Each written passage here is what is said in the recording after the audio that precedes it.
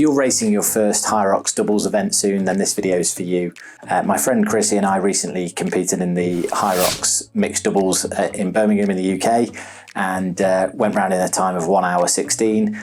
Pretty good for a couple of 40 plus year olds. We're going to share with you our 10 top tips.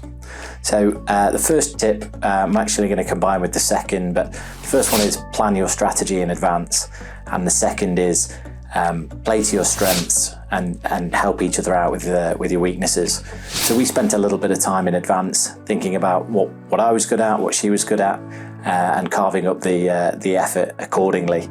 So I'm a former Olympic weightlifter, so the strength events work pretty well for me. But I hate lunges, hate burpees. Chrissy, by contrast, absolutely flies through those things. So we agreed I'd sort of do 80-20 of the effort on the heavy sled pulls and maybe the farmer's carries. She'd do a similar sort of split 80-20 on the lunges and burpees. I definitely feel like I got the better deal out of that. But thinking about that in advance is really helpful. Second thing to note, I've been putting a lot more work into my running this year, so I knew I'd be pretty comfortable going around in the running, so we sort of planned our strategy that I would try to start most of the events and finish them to give her a bit of a rest, so she could keep up on the run. But worthwhile thinking about each of the strengths and weaknesses and planning your strategy in advance. Third tip, practice your transitions in advance. You don't need to necessarily do a full run through of the whole HYROX event in advance, but it does help to get together in the gym and just put yourself under a little bit of pressure and see how are you going to transition from the handles on the ski erg, how are you going to pass that over. The row, it's quite faffy to keep swapping over in the row, so we planned on just doing one changeover, but getting your feet out of the straps, getting them back in, it does help to practice that in advance. Fourth tip, run the HYROX zone or the transition zone. So many people we saw on the day just sort of moseying around, having a bit of a walk, stopping, grabbing a drink. You can lose so much time in that zone. I know you'll get tired, but just try to keep moving. It's much easier to keep moving than it is to stop and start moving again. So keep the running going. If you're going to grab a drink, hustle while you're doing it. Grab it, drink it, keep on going. Fifth point I've alluded to already, but know your constraints. One of the things I was mulling over in advance was what footwear to wear. I've done a lot of my fast running in my sort of super shoes, the Nike Vaporflies. I reckon they give me about 10 to 15 seconds per kilometre on a run.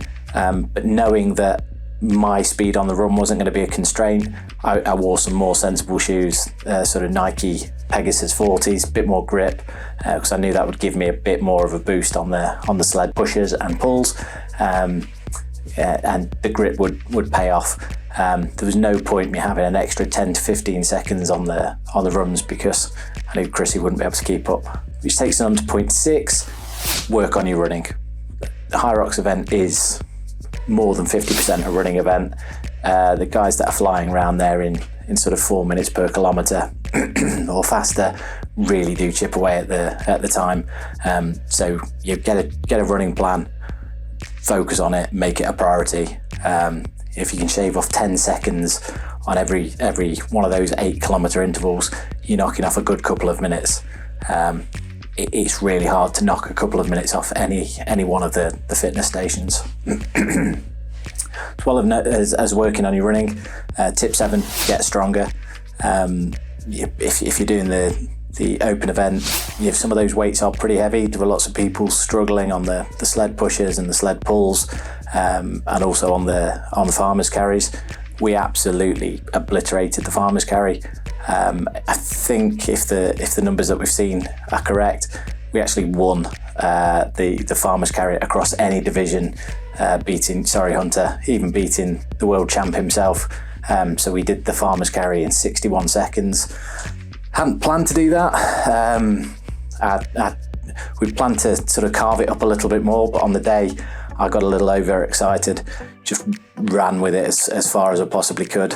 And then Chrissy took over. We probably did a sort of 60-40 or 70-30 split on that.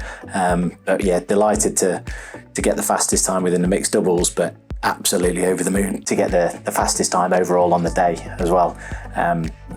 Being strong is never a weakness, as they say. Tip number 8, warm up properly. On the lunges, Chrissy's hamstring started to go. A bit of an injury already, but warming up properly is really important. Not just getting the body warm, but actually getting the muscles activated. So work up to a heavy sled push. Get used to what that feels like. Get those muscles firing. Tip number 9 is get towards the end of the event. It's an old adage. You can always do one more wall ball. Just churn them out. There's nothing else to do except collapse over the line at the end. So just push them out, get them done, and get over the line. And then number 10, final point, have fun. That's really what it's all about. Unless you're pushing for a world championship place, which some of you will be, your Monday morning's not going to be that different, regardless of whether you come 100th or 110th. Just enjoy it, have some fun. Hope this has been helpful. Leave us a little like or a comment or a share or subscribe below, and look forward to seeing you on the next one.